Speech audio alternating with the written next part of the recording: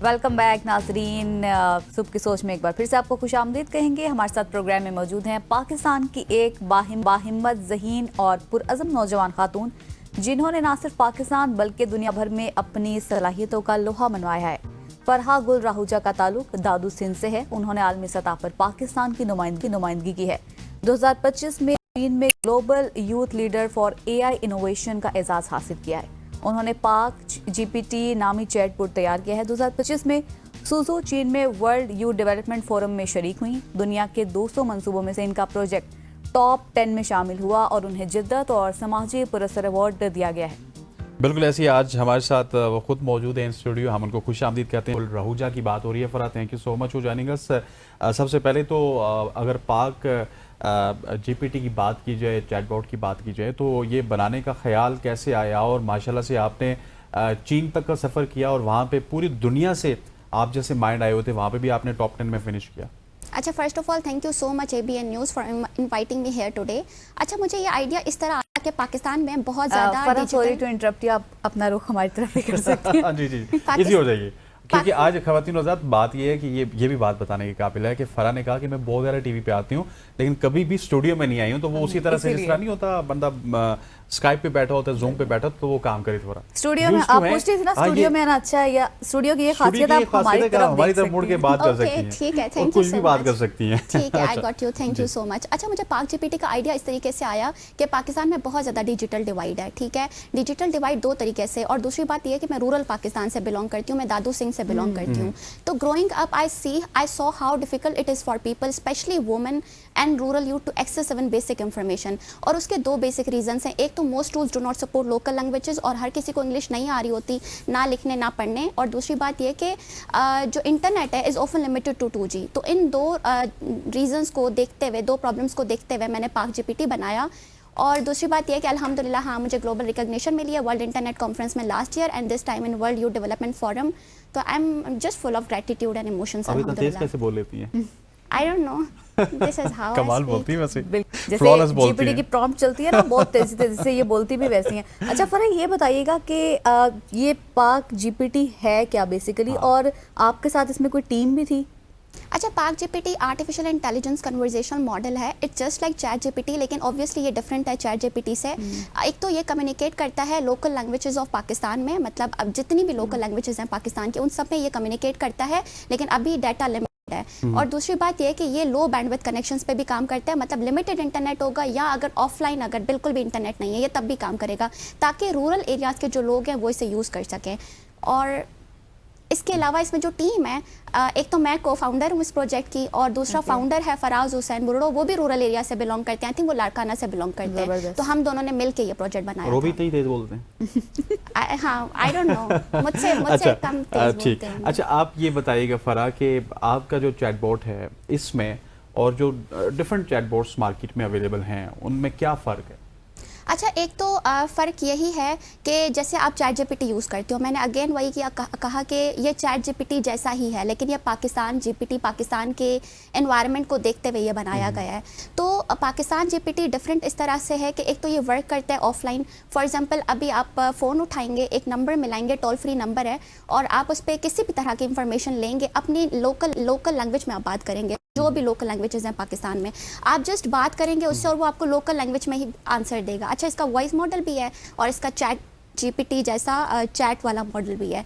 दूसरी बात ये कि लोकल लैंग्वेजेस में बात करने के अलावा ये लोकल लैंग्वेजेस में भी बात करता है। दूसरा, जितनी भी हमारी पाकिस्तान की लोकल लैंग्वेजेस हैं, और ऑफलाइन, मतलब सिंधी में भी बात करेगा, सिंधी में भी करेगा, पंजाबी में भी करेगा। अभी तक हमने जो इसमें ज़्यादा से ज़्यादा डाटा डाला है ना, वो पंजाबी का डाला है, क्योंकि पंजाबी ज़्यादा हमारी मतलब पॉपुलेशन वाइज ज़्यादा है, तो इस वजह से, ताकि ज़्यादा से ज़्यादा लोग इस्तेमाल कर सकें। अच्छा हसनैन, हमारे यहाँ एक अमूमी एक तासुर है जो कि मुझे तो बहुत ही बुरा लगता है ख़वातीन के बारे में, कि टेक्निकलिटीज़ में ख़वातीन इतनी अच्छी नहीं होती। और उसमें हमारे यहाँ तो नहीं है, मीडिया में नहीं, बाहर है, मोस्टली सोसाइटी में, आपने सुना होगा हमारी सोसाइटी में। लेकिन ऐसे में फरहा जैसी ख़वातीन का आगे आना बहुत ज़बरदस्त बात है। बीइंग अ वुमेन, आपको इस तरह के कोई चैलेंजेस का सामना करना पड़ा?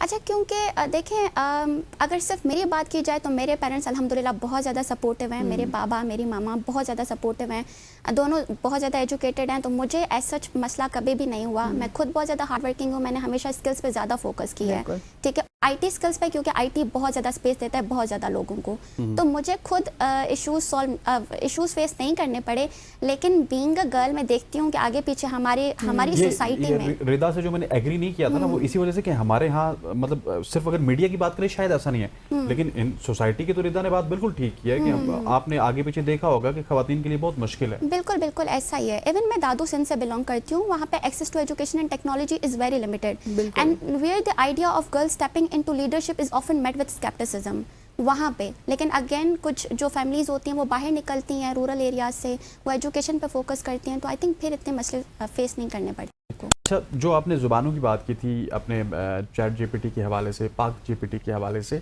सो इसमें सिंधी तो होगी ही होगी, पंजाबी भी होगी, इसके अलावा पाकिस्तान की कौन कौन सी ऐसी ज़ुबानें जिनका डाटा ऑलरेडी उसमें है? अच्छा, इसमें डाटा अभी पंजाबी का है, सिंधी का है, बलोची का है और पश्तो का है, पश्तो का भी। और उर्दू और इंग्लिश का तो है ही है, फिलहाल ये है। अच्छा, अब हम थोड़ा सा सराइकी और ब्रोही पे भी काम कर रहे हैं, लेकिन उसका डाटा बहुत लिमिटेड है, क्योंकि उसका ना डाटा हमें खुद मैन्युअली काम करना पड़ता है, क्योंकि कहीं पे उसका ओपन सोर्स है नहीं जहाँ से हम ले सकें। सही सही। अच्छा फरा, आपने वर्ल्ड यूथ फोरम में शिरकत की, वहाँ पे आपने पाकिस्तान की नुमाइंदगी की, वो एक्सपीरियंस आपका कैसा था, उस बारे में बताइएगा। अच्छा, वो एक्सपीरियंस अल्हम्दुलिल्लाह बहुत ज़्यादा अच्छा था। I met with like minded people, like minded mentors from all around the world. मैंने काफ़ी ज़्यादा दूसरे कल्चर्स को देखा, मैंने देखा कि वो लोग कैसे टेक्नोलॉजी पे काम कर रहे हैं, और डेफिनेटली उनके जो आइडियाज़ हैं वो मैं अपने प्रोजेक्ट्स में भी इंकलकेट करने की कोशिश करूँगी। एक जो चीज़ थी जो बहुत अनफॉर्चुनेट थी, वो ये कि हमारे वहाँ पे ना पूरी दुनिया से डिफरेंट 190 प्लस कंट्रीज से मिनिस्टर्स और फॉरेन मिनिस्टर्स आए हुए थे, और हर बच्चा कोशिश कर रहा था कि उनके साथ कनेक्शंस बनाने की कोशिश करे और अपने मुल्क में उससे फ़ायदा उठा सके। लेकिन पाकिस्तान में अनफॉर्चुनेटली वहाँ पे कोई भी नहीं था। दोनों कॉन्फ्रेंसेज में, वर्ल्ड इंटरनेट कॉन्फ्रेंस में भी और वर्ल्ड यूथ डेवलपमेंट फोरम में भी, कोई IT मिनिस्टर नहीं, कोई फॉरेन मिनिस्टर नहीं, मतलब कोई नुमाइंदा नहीं था बड़ी लेवल पे जिसे हम कॉन्टेक्ट कर सकें, या एक होता है ना कि जो हमें ओनरशिप दे सके, या इस तरीके से वहाँ पे उस तरह कोई सिर्फ आप लोग थे, कोई नुमाइंदा नहीं था? नहीं, और हर कंट्री से था, हर कंट्री से था। आई डोंट नो पाकिस्तान बहुत ज़्यादा है। हाँ, ऐसा हमारे है। मसाइल पाकिस्तान में बहुत ज़्यादा हैं, लोग बिजी रहते हैं, एक दूसरे को किसी को जेल में जाना पड़ता है, किसी को अदालत में जाना पड़ता है। अच्छा, ये बताइए कि आपने चैट जीपीटी की बात की, थोड़ा सा टॉपिक से हटते हैं। सो आपने कहा कि पाक जीपीटी है, सो आपकी पाक जीपीटी में पाकिस्तान वाले मसाइल हैं, लोड शेडिंग वाले मसाइल, वो क्या कहते हैं स्नैचिंग वाले मसाइल, क्या उसमें ऐसा मसला नहीं है? नहीं, हमने इसको कोशिश की है कि बहुत ज़्यादा पॉजिटिव और इस तरीके से बनाए। बिल्कुल, आप किसी भी तरह की इंफॉर्मेशन उससे पूछने की कोशिश करेंगे कि लोड शेडिंग क्यों होती है, पाकिस्तान में कितना लोड शेडिंग का रेशो और ये सब, तो वो आपको बता ज़रूर देगा, लेकिन ऑब्वियसली हाँ उसमें मसाइल नहीं। मौजूदा 2025 तक का डाटा है उसके पास जी, 2025 तक का डाटा है उसके पास। हाँ बिल्कुल, हम वीकली अपडेट करते रहते हैं। जो लोग वहाँ पे यूज़ कर रहे हैं ना, हम उनसे पूछते हैं कि किस चीज़ का वो जवाब आपको नहीं दे रहा इस तरीके से, तो वहाँ पे हमारे कुछ वॉलंटियर्स हैं, तो हम वहाँ पे फिर उनसे वीकली अपडेट्स लेते रहते हैं, और फिर हम उसमें वो डाटा इनकलकेट करने की कोशिश करते हैं। अगर वो ऑनलाइन नहीं पड़ा हुआ होता तो हम मैन्युअली उस डाटा को बना के उसमें डाल देते हैं। ठीक हो गया। आपका बहुत बहुत शुक्रिया, आप इसी तरह से काम करते रहिए, और आपका जो काम है मैं समझता हूँ कि ये पाकिस्तान के लिए बड़ी फख्र पाकिस्तान है आप, और बीइंग अ वुमन बड़ा काम करना बिल्कुल ऐसे, और इतने दूर दराज के इलाके से आप आई हैं और पूरे पाकिस्तान में अपना नाम रोशन कर रही हैं। फरा, आपका बहुत बहुत शुक्रिया, thank you so much for joining us. सुबह की सोच में आपने वक्त दिया। ख़वातीन व हज़रात, फ़रा की बातें भी आपने सुनी, फ़रा भी हमारे साथ मौजूद हैं। हम फ़रा को भी चाहेंगे कि ये भी सैर करें। और आप वैसे बाबू सर टॉप तो आप भी गई होंगी? नहीं, अभी तक नहीं गई। मुझे वैसे ट्रैवलिंग का इतना कोई खास शौक नहीं है। इनको शौक नहीं है ट्रैवलिंग का, लेकिन बाबू सर टॉप पाकिस्तान में सब जानते हैं कि बाबू सर टॉप एक ऐसी जगह है जो कि एक संगम में मौजूद है, एक तरफ गिलगित है, एक तरफ KPK है। सो बाबू सर टॉप की सैर करवाएंगे, हमारे साथ मौजूद है फरीद चौधरी साहब, वो आपको बताते हैं कि बाबू सर टॉप कैसे है। जी, मैं खैबर पख्तूनख्वा और गिलगित बल्तिस्तान के संगम पर वाक़या बाबू सर टॉप पर इस वक्त मौजूद हूँ, और यहाँ पर मेरे साथ कुछ स्याह मौजूद हैं। इन स्याहों से यहाँ के जो कुदरती नेचुरली ब्यूटी थी या खूबसूरती थी उसके बारे से बात करेंगे कि यहाँ पर जो खूबसूरती थी वो कैसे ख़त्म हो गई, और इसके लिए हुकूमत को क्या करना चाहिए। मिलते हैं, हमारे साथ एक स्याह हैं जी। सबसे पहले तो मैं कहूँगा अस्सलाम वालेकुम। ये मैं तकरीबन 5वीं बार आया हूँ बाबू सर टॉप पर। अभी जो मैंने चेंजिंग देखी है बाबू सर टॉप के ऊपर, ये आई डोंट बिलीव दिस, ये बहुत चेंजिंग कर दी गई है। यहाँ पर एक ऐसा माहौल था पहले का, कुदरती माहौल था। यहाँ पर एक आते तो लगता था कि बाबू सर टॉप पर आए हम। आज हम यहाँ पर आते हैं तो देखते हैं कि क्या, ये आप देख सकते हैं, कैमरामैन भी आपको दिखाएगा, ये जगह जगह कब्ज़ा माफिया आ गई है। इसकी खूबसूरती को जो है ख़त्म कर दिया गया है। अब बाबू सटाप पे क्यों आता लाग? लोग आते हैं बाबू सटाप के ऊपर एंजॉय करने के लिए, ऊपर मौसम देखने के लिए, मौसम एंजॉय करने के अंदर हरियाली देखने के लिए। अब आप देख सकते हैं कि पूरी चारों तरफ से जो है माफिया ग्रुप ने घेर ली है, मज़ा ही नहीं है। ऐसा लग रहा है जैसे किसी पार्क में आ गए अपन, या किसी उसके अंदर आ गए अपन, इसका टिकट लेते हैं अपन रानी बाग का, उसके अंदर आ गए अपन, चिड़ियाघर में आ गए जी, जगह जगह पूरे करके बना दिए जी। अब आप देखें जी, ये बोर्ड बाबू सटाप का सबसे पहले क्या मैंने आपको दिखाएगा, यहाँ आए बाबू सटाप की तस्वीर लेंगे लोग, आए बाबू सटाप तक पहुँचे थे। चेन लिफ्ट है, पहाड़ देखना बड़े बड़े दो, ये मेरी हुकूमत इल्तिजा है कि ये पहाड़ जो है चेन लिफ्ट बनाई जाए, चेन लिफ्ट बनाई जाए और एक लंबी चेन लिफ्ट बनाई जाए अच्छी करके, कि आवाम यहाँ पर आए और इन्जॉय करे बाबू सटाप को। बस मैं तो बस यही कहना चाहूँगा कि बाबू सटाप के ऊपर थोड़ी सी तवज्जो दी जाए और इसको सेट किया जाए। जो माफिया ग्रुप यहाँ पर आई हुई है, छाई हुई है, इसको ख़त्म किया जाए। मैं सिंध से बिलोंग करता हूँ, कश्मीर से। तो हम आए हुए हैं, तो पहले काफ़ी दफ़ा आए थे, अभी इसके दफ़ा तो ये दिखने लगी हुई है जो खूबसूरती वगैरह थी तो वो खत्म हो गई है। हम बलूचिस्तान वालों से यही अपील करते हैं, भाई इन बेकवारों को जो है ना ख़त्म किया जाए, सब कुछ ख़त्म, निज़ाम अच्छा बनाया जाए ताकि हमें खूबसूरती महसूस हो, ताकि हम तकरीबन 2000 किलोमीटर आए हैं सफ़र करके, लेकिन हमें कुछ भी खासियत नज़र नहीं आई। कि आने वाले सेवाओं का कहना है कि यहाँ पर जो जिप लाइनें लगी हुई, जगह जगह बड़े टावर लगे हुए हैं और जो दुकानें बनी हुई हैं, जो बाजार बने हुए हैं, इनको ख़त्म करके गिलगित बल्तिस्तान हुकूमत जो है यहाँ से ये जो थड़ा फरोश है इनको ख़त्म करके इस कुदरती खूबसूरती को बहाल रखे।